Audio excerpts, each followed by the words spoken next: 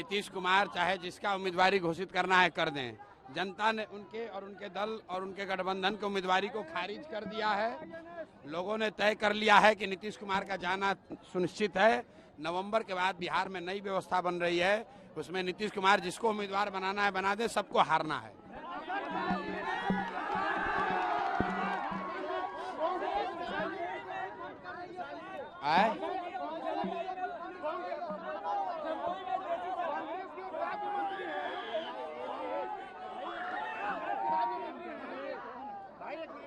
राज्यमंत्री हैं, उन्होंने ट्वीट किया है कि बीडी पे इसलिए टैक्स हटाया गया है क्योंकि बी से बीडी और बी से बिहार, इस पे क्या कहेंगे? भाई, बिहार का मुद्दा छोड़कर ये जो राहुल गांधी आएंगे, कांग्रेसी आएंगे तो मोदी को गाली देंगे, अब मोदी आएंगे तो राहुल गांधी को गाली देंगे। कोई ये नहीं बता रहा है कि भाई बिहार में बेरोजगारी कब खत्म होगा, बिहार से पलायन कब रुकेगा, बिहार में बाढ़ की समस्या कब निपटारा होगा, इसकी बात नहीं हो रही है। राहुल गांधी आएंगे, मोदी को गाली दे देंगे, मोदी जी आएंगे, राहुल गांधी को गाली दे देंगे। इससे बिहार के युवाओं का कोई लेना देना नहीं है। बिहार के युवाओं ने तय कर लिया है इस बार वोट सिर्फ और सिर्फ रोजगार के लिए है, पढ़ाई के लिए है और पलायन बंद करने के लिए है।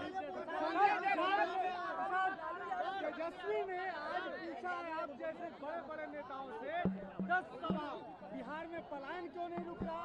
ठीक है, देखिए तेजस्वी यादव सवाल पूछ रहे हैं, जबकि जनता को तेजस्वी से पूछना चाहिए कि आपके बाबूजी और माँ रहे 15 वर्ष यहाँ और 3 वर्ष आप रहे डिप्टी सीएम, तो जितना सवाल पूछ रहे हैं, बिहार का ये दुर्दशा इसलिए है कि आपके माँ और पिताजी यहाँ 15 साल बिहार को गर्त में ले गए और आप जब 3 वर्ष उप मुख्यमंत्री हुए तो आपने भी वही गुंडागर्दी और लूट का राज चलाया है। बिहार के बच्चों के लिए, बिहार के लिए कुछ नहीं किया है, इसीलिए बिहार का वो दुर्दशा है।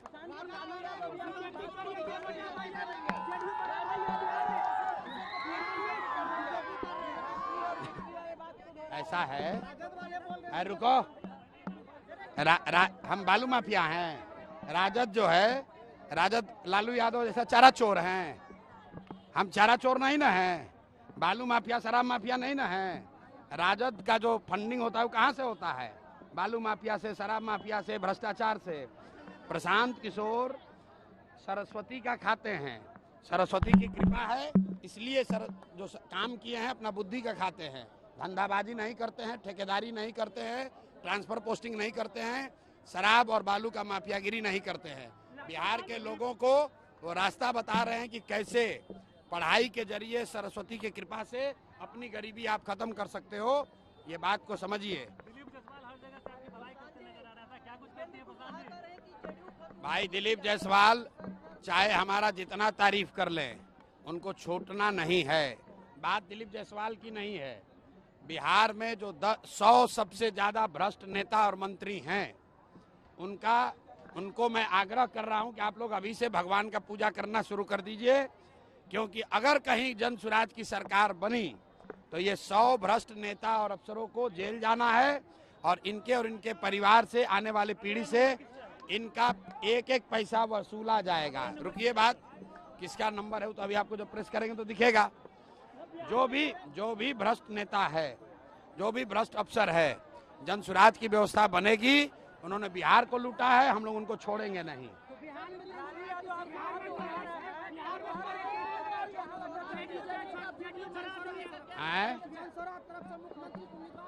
अभी यहाँ सब आप सभा में थे ना?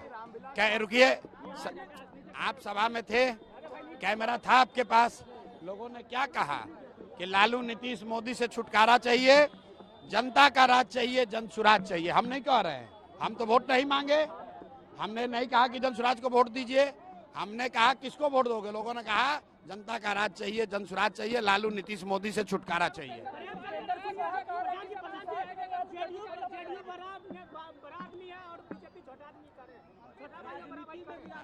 अच्छा ये बताइए कि कौन बड़ा भाई है कौन छोटा भाई है, उससे क्या आपको रोजगार मिल जाएगा?